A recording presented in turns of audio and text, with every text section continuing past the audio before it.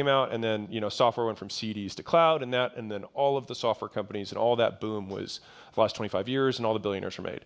The next boom is this, right? And so we're early, and so the hard of this is like, well, the pieces don't all fit together perfectly yet, and it's like, well, that's the figure out that we make lots of money from, right? Okay. So I don't think the solution is you selling a course because you just happen to have recorded it. I think that we need to fix the supply constraint first, and then you'll use all those things as marketing assets to increase demand when the time comes. So save those in your back pocket. There's nothing wrong with them. But I want to look at the model, increase operating leverage. That'll probably also increase margin.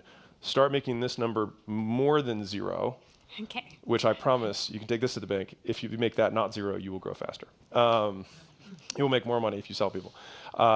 And then I think from there, so it's like, increase operating leverage through offshoring. Add in data layer. Once the data layer is there, then we can add in the AI component that further increases operating leverage. Once you put the remote team in, you'll then be able to sell again. Turn it on. If you get to the point where you're like, I've now reached my new 2 or 3x capacity without even marketing, then great. If you do need to market more, then use the assets that are in your back pocket to go do more lead gen. It was like 4 or 5 steps, but that's how I think through it.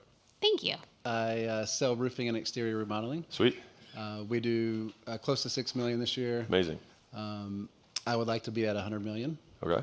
So what's stopping me, and I'll be a little bit vulnerable, I would say it's comfort, distractions, and fear.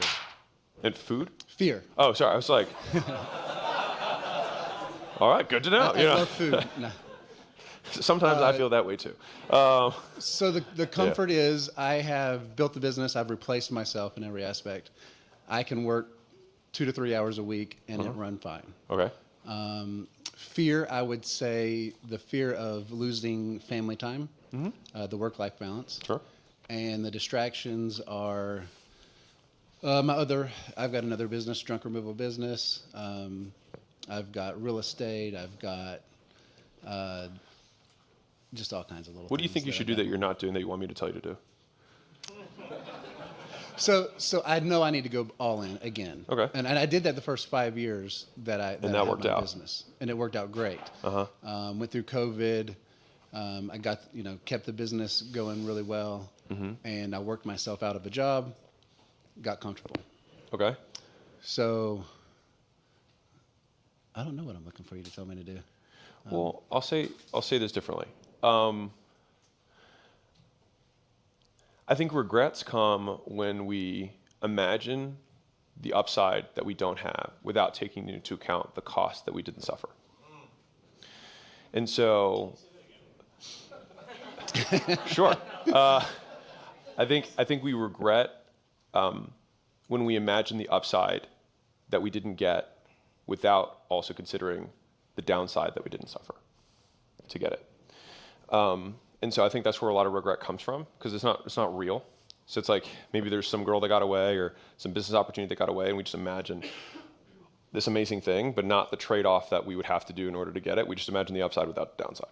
And so I would say a couple things. So one is I think that there are trade-offs that we always have to make, and I don't think they're right or wrong. I think they're preference. There's no right answer to how much work-life balance you want to have. It's right for you. Yeah.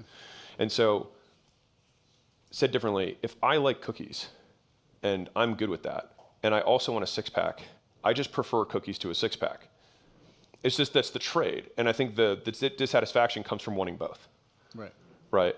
And so either want less or trade more. Okay. And I think that's really what it comes down to. In terms of like, is there a path where I can work no more than I currently am? To go from 6 to 100, there probably is. It depends on how much you're willing to pay other people. And so you might have to take a short-term hit in terms of profitability to bring in the level of talent that you want to expand the business on your behalf to where you want it to go. And so as long as you are the type of person character-wise that they would want to follow and believe in your vision, and you can make your vision big enough that they think that their aspirations can fit within it, you can get that type of person. But like it's 100% like you're graduating right now into the Who game. Yeah. But there's levels of Who's.